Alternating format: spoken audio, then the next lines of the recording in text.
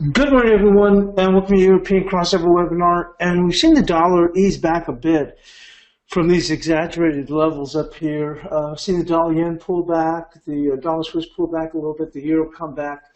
And a lot of this is predicated on what you're seeing in the bond market. The bond market was actually making new lows, and we've been holding here near these lows, and we started moving higher, and that's allowed the dollar to work a little bit higher, a little bit lower, I should say. The euro a little bit higher. You're seeing more of an effect here in the Japanese yen, which has a little bit closer move, to what happens in the bond market. And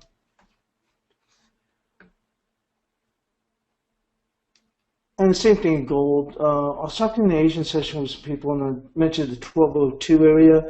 We did get down to, I think, 150, and then we popped back up. And the key we mentioned before was, in the past, has been that 1209.50, and that's where we're seeing a little bit of a pushback. That's where they broke, and then they tried to rally back up to that area. Then they eventually made it down to 1202, and then we've worked hard, but we've gotten pushbacks as they've made runs towards that area.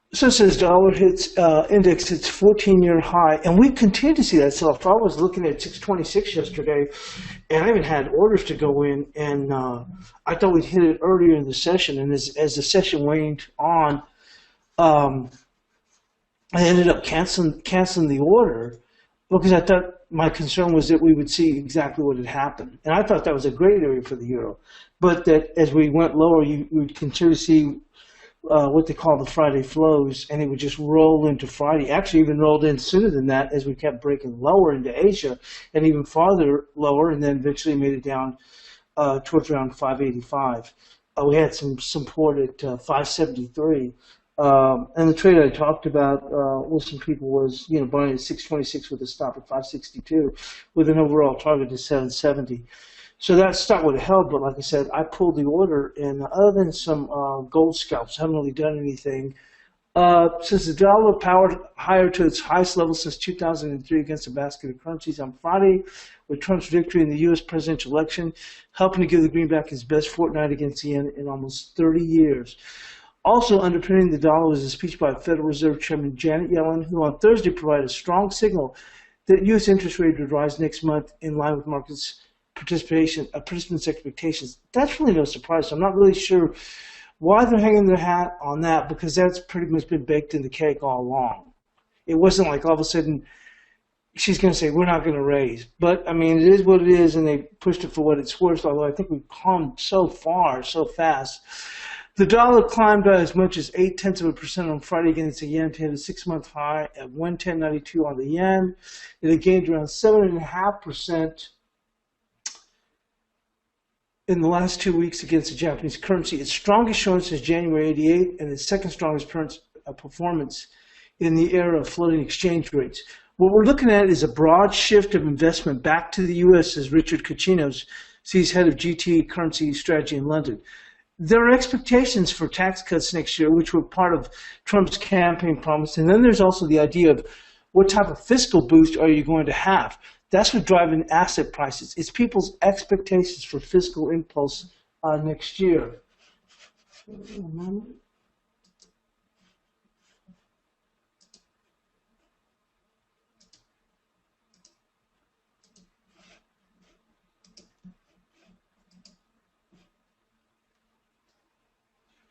Kachinos added that the political and economic worries in Europe, Britain, and Japan were keeping investors away from those countries, providing the dollar with another boost.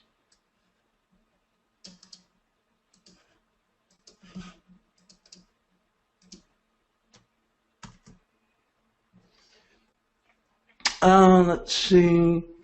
The dollar index, which measures the greenback against a basket of major rivals, hit 101.37, its highest since April 2003. Thursday's U.S. data gave even more credence to December rate hike bets, with housing starts making a 9-year peak, weekly jobless claims falling to a 43-year low, and consumer prices posting the biggest increase in 6 months. The data pushed up yields on U.S. Treasury notes, underpinning the dollar. While Yellen did not explicitly say the Fed would not take action as December 13-14 policy meeting, she told a congressional meeting that a rate hike was likely relatively soon. Markets now pricing more than 90% chance of a rate hike by the end of the year. The yen was given its own direction by the Bank of Japan's offer on Thursday to buy unlimited bonds, underscoring how serious it is about keeping the yield on Japanese benchmark 10-year government bonds at 0% in a bid to control the yield curve and keep borrowing costs low. The BOJ is taking steps to building up. This is so silly. This is just, it makes me puke, to build up its credibility. They have no credibility. I've been saying that for a long time. The whole move in the dollar yen has nothing to do with the Bank of Japan. And I even know that in comments to some other traders is that this week they bought some JGBs. That's the only thing that they've done, and the whole move has nothing to do with the BOJ, which I think it makes it susceptible for a correction. Should we see a little bit of a bounce in bonds? Sterling heads for the third weekly rise. Sterling extended this week's 2-month highs against the euro on Friday and held its ground against a broadly stronger dollar, feeding speculation that this year's post-Brexit referendum slump may have run its course for now. While most banks and investors expect weaker growth and turbulence around talks on leaving the EU to weigh on the pound next year, a number have begun to argue that a 20% fall since last December is enough to deal with Britain's large external deficit.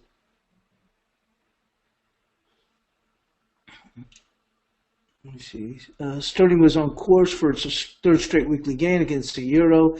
I do think Sterling's fall may have run its course, as Mark Burgess, chief investment strategist, also at Columbia Threadneedle Investments in London. We do have to deal with the current account deficit, but you think this might be enough?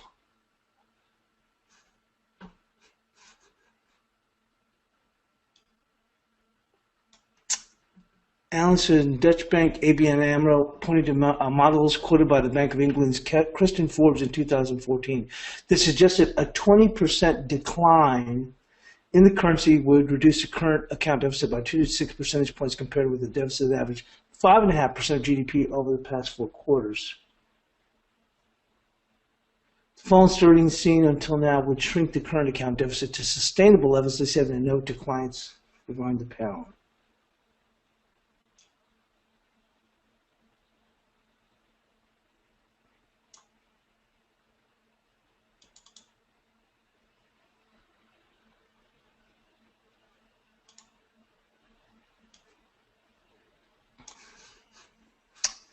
The fall in sterling seen up until now would shrink the current account deficit, as I said, to these sustainable levels. So take a look at what's on tap for reports.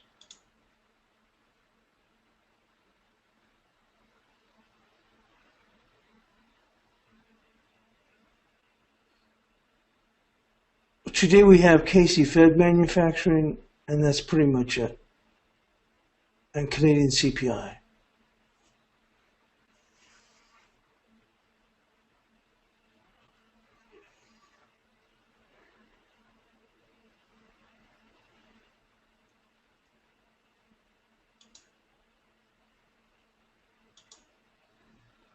So we'll take a look where we stand here on the charts.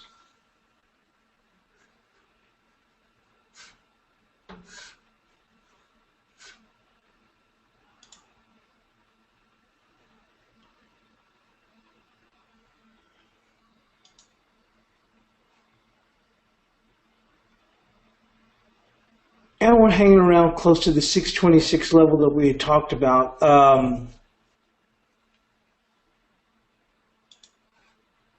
I had this marked at 626, it actually might be even a hair low if you look at where we are right now. Probably shouldn't be 626. We take a look at the level. It's actually 21, so that's my mistake there.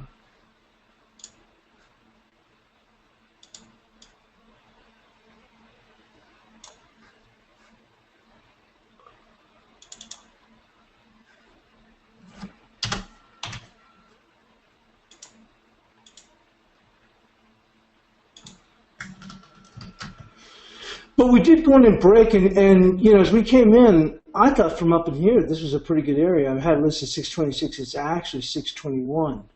But here's the deal: as the day carried on, and it just dripped and dripped and dripped.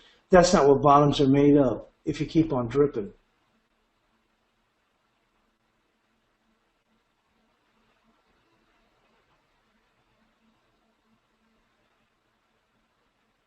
Um, I was just looking at something else.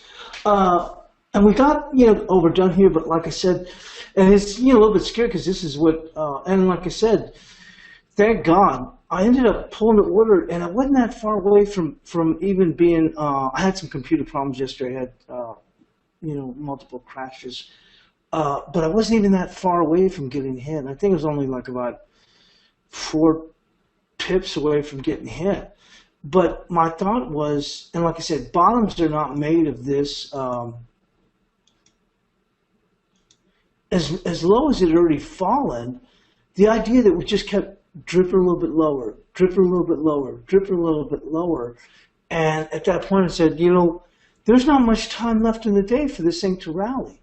Because that's what I was looking for. I was looking for something like this, is that maybe they go like this. Obviously I've got to push like this, so it's not. And then we go like this quickly. But this was supposed to be done earlier in the day, like around maybe 11:30. You see what I'm saying? This would be happening around here at the latest. That would provide enough time for the market to get a bounce. Well, as we just keep on going lower, and then I'm like, wait a minute, this is getting too late in the day. You know what I mean? I'm saying is I would have preferred for it to hit it like around, probably by 11:30 at the latest. At the latest, 11:30. And we're just dripping and dripping. I mean, you don't see it as clearly as you do on a 15-minute chart, where the market just keeps on dripping lower, and dripping lower, like basically a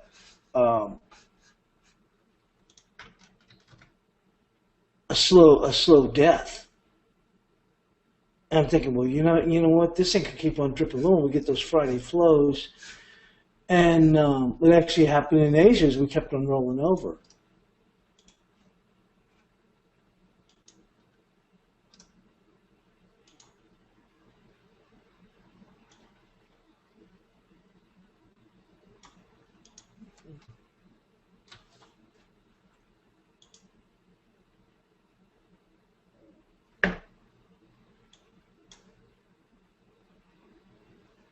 So,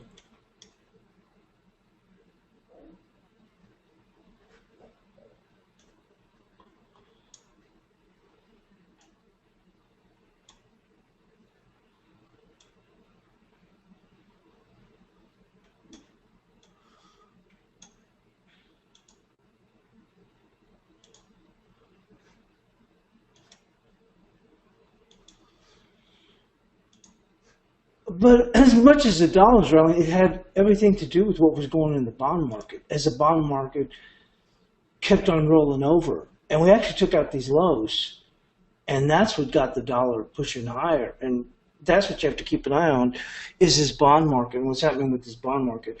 I posted some stuff in Europe and was saying, you know what, we're just hanging on by a thread at this point, which is, here's the lows here. And we took this out. Now we've come back, but we're kind of like mixing it around here. And that's it. It's basically, what's happening on these interest rates. I think they're definitely going to go low. I mean, go higher, but we've come so far. You might start to see people even up a little bit on their positioning, but obviously the pressure continues to be on the downside, which is what gave the dollar that extra boost, and we saw it come into Asia. And we hit some pretty key levels coming across the board. If we'll take a look at some of these other markets.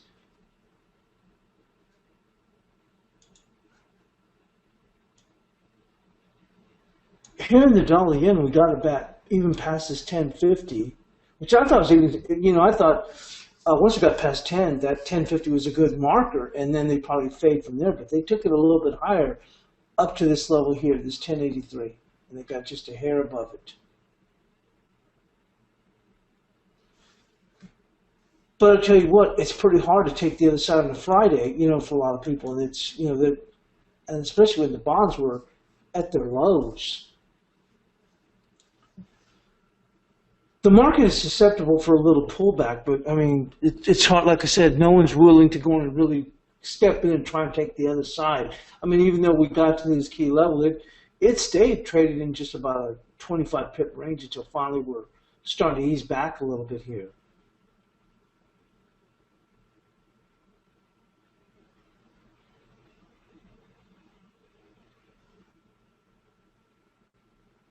But it's been one heck of a move. But the BOJ didn't even step in and start talking until day before yesterday. So this right in here. So they haven't really done anything. It has nothing to do with what the BOJ is doing. It has everything to do with, like I said, the bond market, rolling over. And we're on some pretty key support here. And that's the same when I was posting to some other traders, like it was just hanging on by a thread.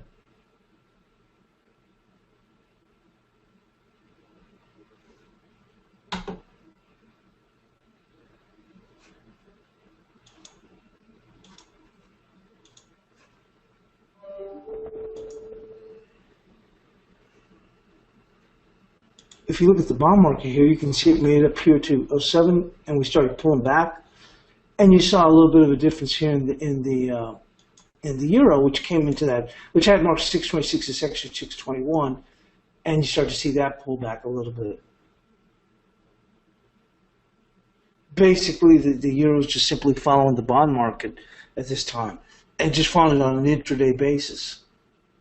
Bond market rallies up here, the euro rallies up here. Bond market starts to pull back, and the euro starts to pull back.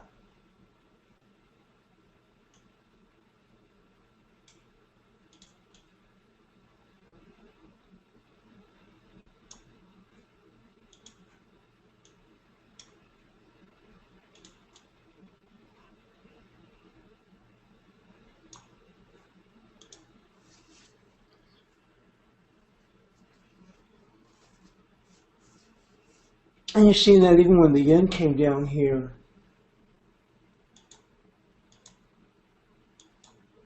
Same thing here.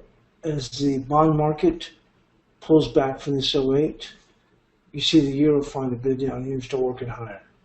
And my point is, like I said, they're simply just following what's happening on the bond market intraday. So like I said, if the bonds start marching up, you just go and play the euro from the long side. I mean, as far as if you're just trying to day trade and scalp it.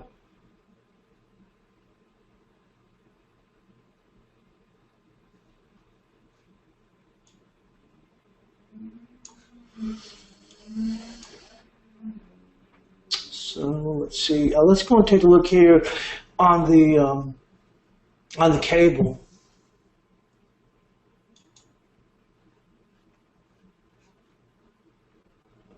The key area for the cable right now in any pullbacks, although, as I mentioned, it's holding up a lot better against the dollar than a lot of the other pairs, is going to be this 23.22 to 23.62 area here. But the cable, as I mentioned, is holding up really well. So if you start to see a dollar pullback, then even though to me, like I said, when I looked at it, it almost looked like a head and shoulders and susceptible for a pullback here. Only thing is, I will say is that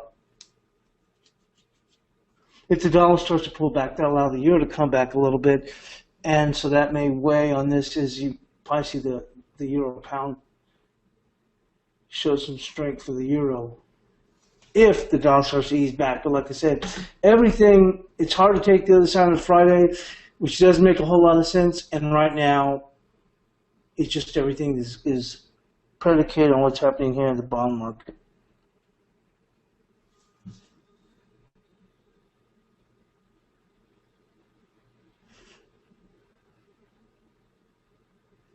The euro can easily just pull back. It's just, like I said, if the bonds start to ease back, I mean, the only thing that you're going to be looking for is if we can get, we've taken out the new lows here. We've made new lows here. You can see right here on the bonds.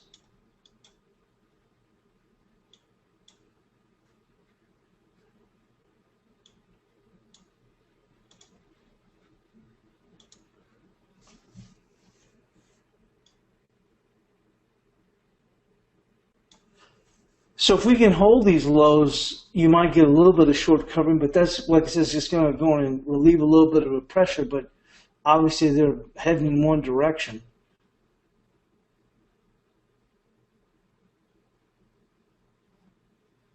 But we'll go and take a look here at the dollar CAD. This is the only one where the dollar, we saw that continued strength in the dollar, but the dollar CAD, which makes it a little bit susceptible, did not make new highs against this 35.88 here. But we did come back up above this little zone we've talked about, but it needs to hold this 34.95.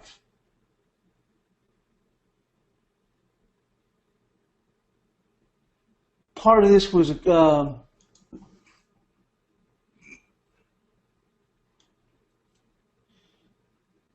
on the concerns we've seen here in the crude oil market, which has had a pretty good run here.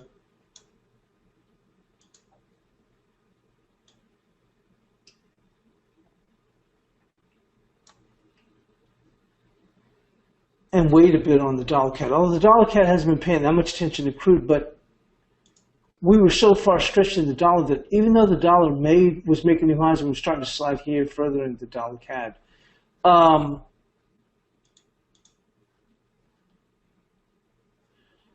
Even though the dollar was able to go in and make new highs, obviously the euro making new lows, dollar yen making new highs, the Aussie was even pushing lower. It's almost come right into that area we talked about, the 73.61, which was the overall target, which once again tells you the dollar is pretty stretched overall if you look across the board. But the dollar CAD wasn't able to go in and make new highs. It did rally back here, but it wasn't able to go in and take out this 35.88, which might have tempered your thoughts as to how much further the euro dollar was going to fall as we came into this area of support here, that 573 here. It never made the 573, but at that point when the market was holding here, you look at the 573 and you take a look at the dollar CAD, it's still not making a new high. Gave you maybe a little bit of confidence here with the euro that wasn't going to turn around and break even lower. So the key thing with the dollar CAD is it needs to hold this 34.95 on a 2-hour close.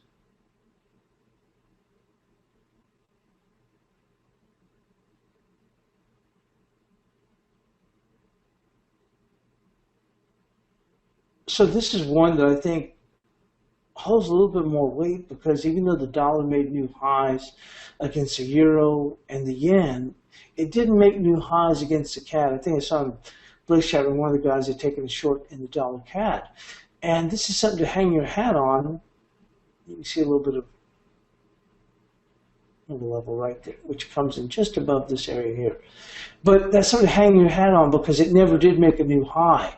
So once again, better to sell the weaker sister. This one would seem more likely to be susceptible for a better correction if you're looking at the pairs, because it never made a new high on this last run.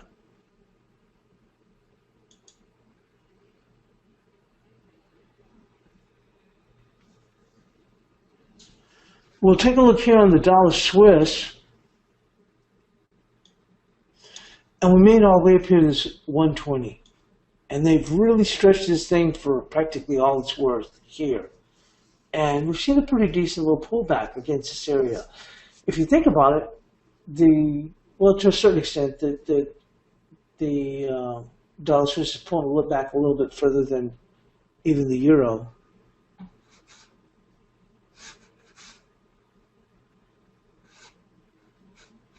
But what you want to do is, like I said, take a look at a composite of all these, where they're pulling back from. Are they pulling back from very key levels? I guess you could say even the par 65 was good, but this one here is a previous high and a good pullback. And then when we took it, it became support. And once we lost it, then the market really came under pressure. So we're fading against this area here. So it probably gives you an idea that potentially we could see this market pull back even further.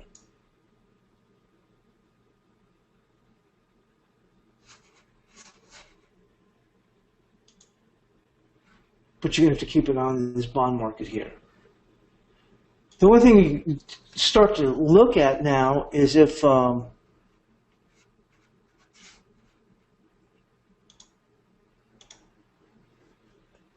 we were to go in and see a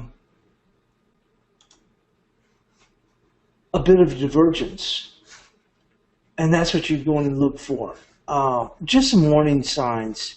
If maybe the bonds remain lower, although they've come off their lows, but the dollar starts to go in and pull back, and that's what you're going to look at.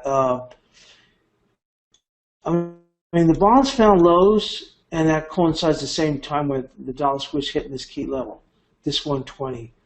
Going forward over the next few days, you'd want to look at, for any hints, do you start to see some divergence? Are the bonds not rallying very much? Okay, I'll give you an example. Let's say the bonds don't rally a whole lot. They come off these lows, but they're not really doing much of anything. But let's say the euro starts working a little bit higher, and the dollar Swiss starts to work a little bit lower, as does the dollar yen. That would then that's one of the divergences you want to look at over the next few days. Like, when, if ever, I wouldn't say if ever, but I mean, that's what makes you almost feel like, when are we going to potentially see a correction? Well, we've hit this key area.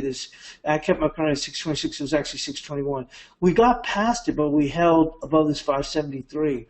So have we finally reached a bit of a zenith here in the dollar, at least a short term? Possibly. And what you could focus on or look at is, we're not necessarily seeing it right now, maybe a little bit, but because you see right now the euro's on its highs, yet the bonds aren't on their highs if you look here.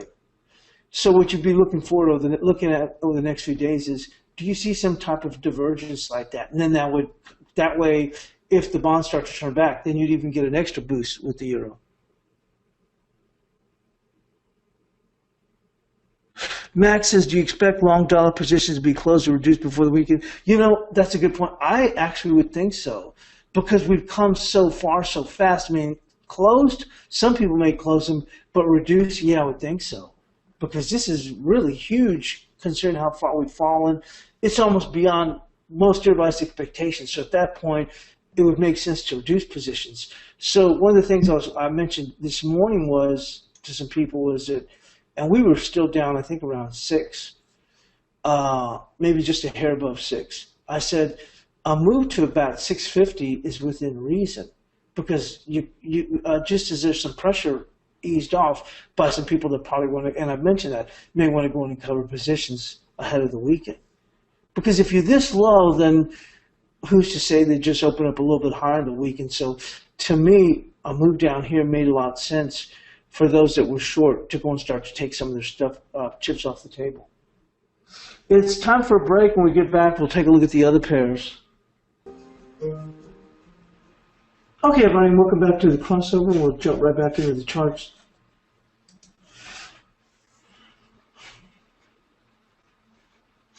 The euro's trying to work a little bit higher here. You see this, and obviously it has to do with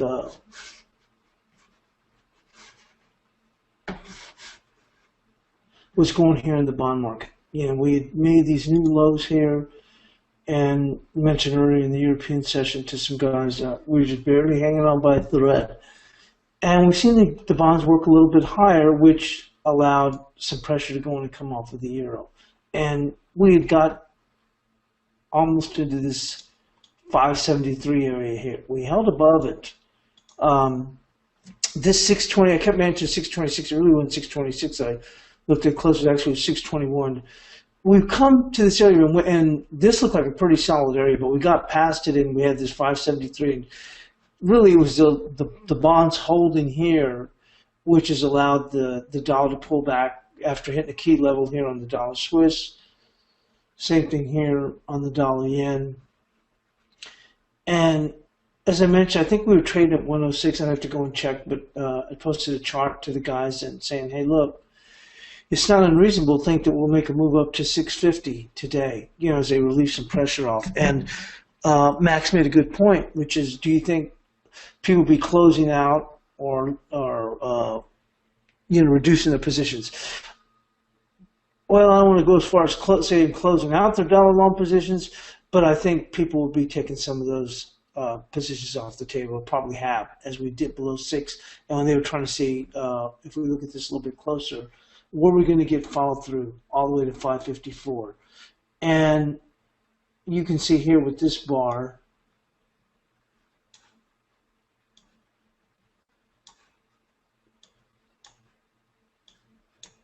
see right there, that's a bullish engulfing bar here.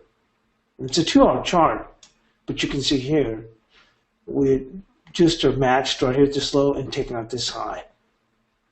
So you get this bullish engulfing bar here, that's a 604. The market does pull back, and the market defends it, and we're working higher.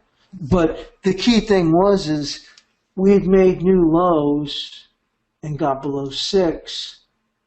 And were we going to see more follow through? I don't know if the 573 was that big of a deal. Overall, I think obviously the 554 is a bigger deal. I mean, you can see it was a bias pivot. But the key thing is as we moved below 6, and you can see here when you look yesterday, as we moved lower, there was nothing. Obviously, this was bearish. There was nothing. It was all bearish going here. There was nothing to say, wow, I can hang my hat on that. That looks bullish. There wasn't. I mean, it just continued black bars all the way down. So as we go sub 106, can we make that move even lower, maybe towards this 554? And what you see is, as we described, is once you get down there, they're just looking as, can they get rewarded, and we saw the market, as I said, you see this bullish engulfing bar here, and then we just start working higher. What I mentioned going forward, and we do have the bonds working a little bit higher,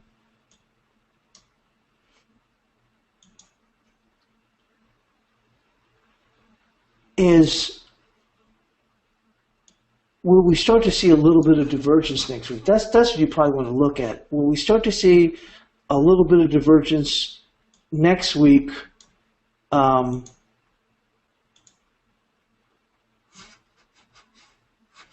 Where the bonds may not move up as higher, but we see the dollar continue to ease back a little bit, and that'll be the divergence that we that we go and take a look at. And I think that's what you probably want to focus on next week. I don't want to be calling any tops in the dollars or bottoms in the euro, but I think that's what you want to go and focus on. So when you look here, the key thing, I think more important than anything else, is when we made new lows, what was it going to do? And when you look here, yesterday was just selling off. It was all bearish. There was nothing from a technician standpoint you could say.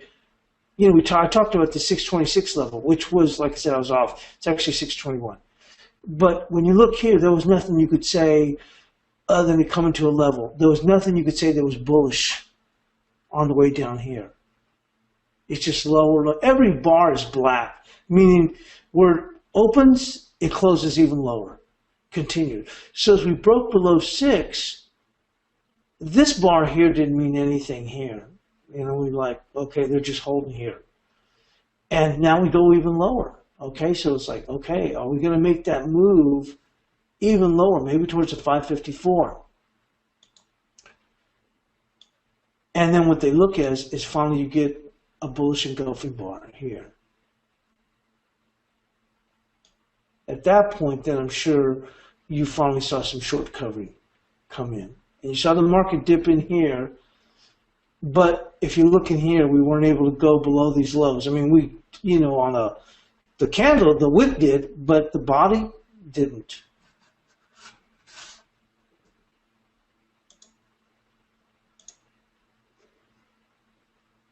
And we see the euro trying to move a little bit higher.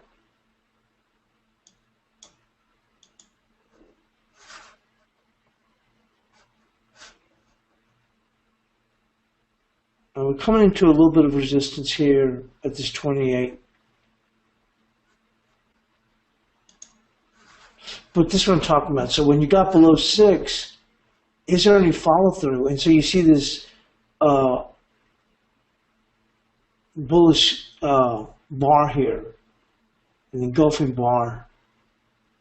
And then you see here that the body finishes here, which tells you they're not moving any lower, and we're below. We're not seeing the follow through.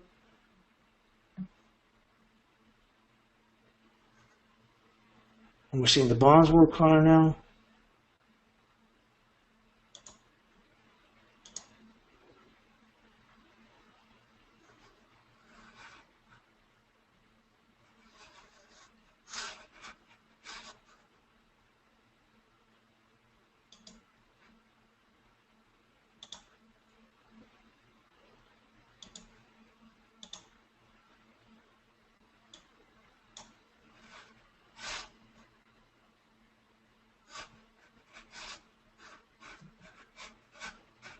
So I think you have to look at the same thing here on the bonds too.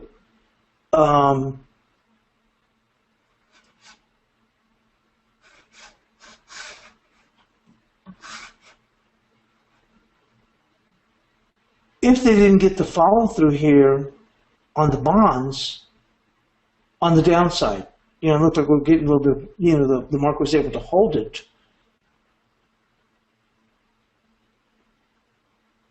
Then you get that opportunity for the market to go and work a little bit higher. But you're seeing it more so in the euro here.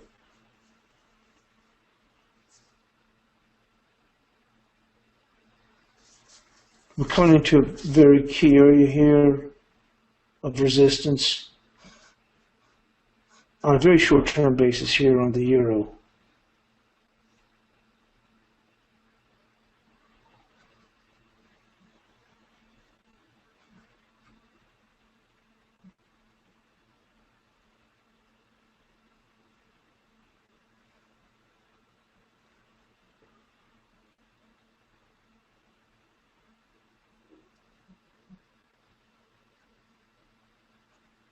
So we'll take a look here on, and the dollar CAD is dipping here into this key 34.95.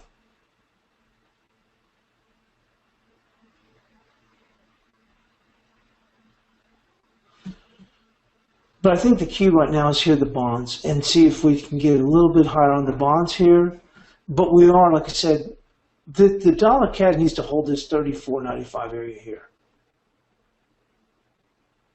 And we're going to take a look at gold because gold's come into a key area here that we talked about before, this 1209.50. And we saw this in Asia. Pull this up.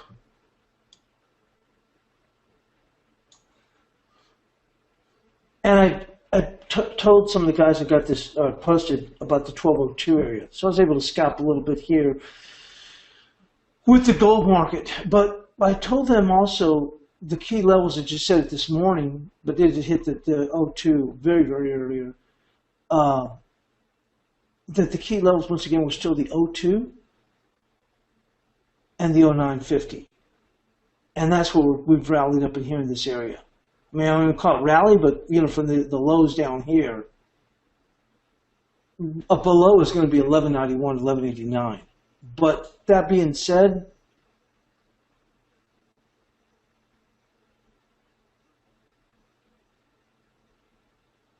this is where we're going to go on and run into some trouble here, this 950, on a very, very short-term basis.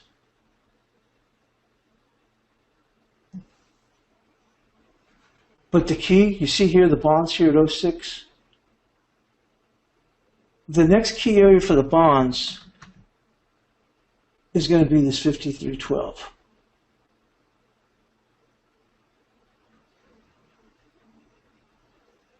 So you probably see, I would think, after holding this area, you'll probably see a little bit more additional short covering, which will probably open the door for the euro to go a little bit higher, even though we've come to some resistance. The next key level literally is 42 on the euro, if we can get above this area here.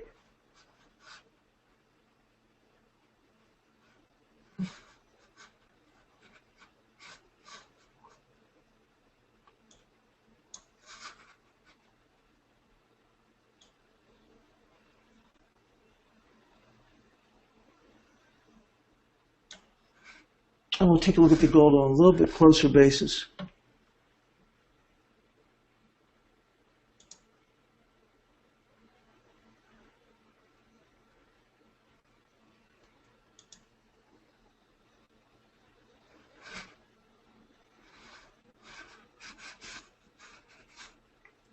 Now on the 15-minute, I've got it marked here as 1090 because that was where that low area was right here.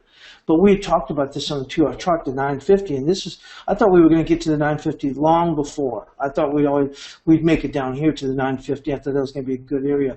So on the way down, that's what I was looking at last night. But we even broke, we broke low enough there. Okay, 1205, but I think we can get a scare down to 1202, and we did dip just below 1202. I'd mentioned that. I think it was the prior week. 1202 was the level, and then below that, 1191. So on the way back, that makes sense that they were going to have trouble at 950. And you can see here, the runs we made up here towards this 950. This way they have some trouble, but like I said, once again, everything's going to be predicated as to what happens on the bond market. Now, the bond market, like I said, made new lows, but we're holding here. You're probably going to go in and see some additional short covering in the bonds, I would think. And as I mentioned, that 53.13 is going to be key. I think that's where they'll go to on some quick short covering, which will probably allow the dollar to go in and pop up. Not the dollar, but the year dollar going to pop up. The dollar yen is continuing to work lower. So I just think that we're going to run into a little bit of short covering here, which, as I shared earlier, I think this market is within reason from a technical standpoint, and still being horribly bearish is within reason to easily make it up to 650. That's not out of the realm of possibility at all. Matter of fact, we'll take a look at it on the 15-minute. I'm talking about the euro.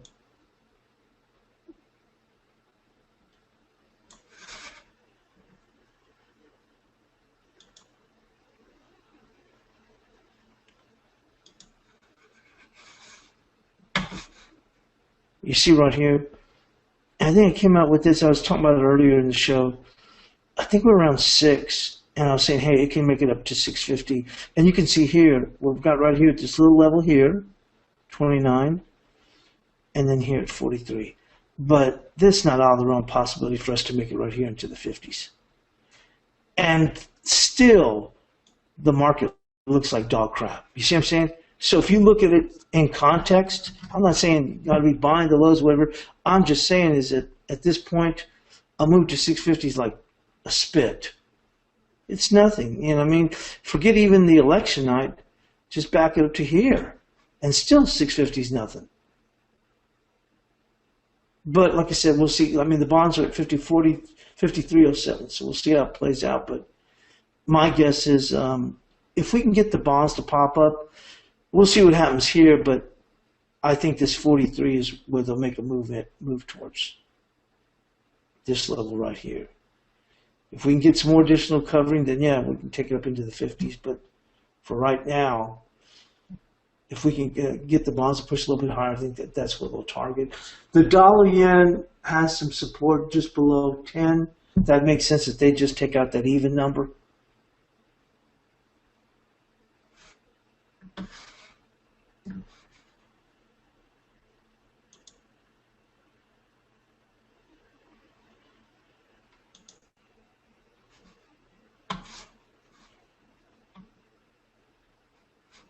But I think that's the best way that I think I can share without trying to say, oh, this is a bottom or this is a top. Dollar Swiss is coming into this par 65. You see that? So we can maybe goose these areas just a bit. It's like I said, when we made new lows and we just didn't see the follow through here, and you see how this bullish engulfing line.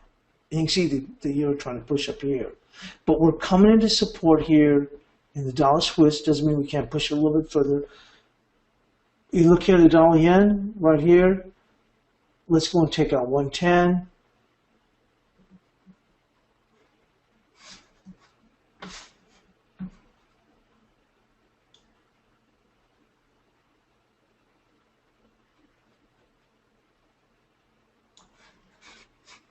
But I think that's the way to look at it, without stating, oh, the dollar's so overbought, everybody's going to get out of the dollar. I just think that the way to look at it, because I haven't been on the right side. I mean, the money I've made has just been from scalping. That's it.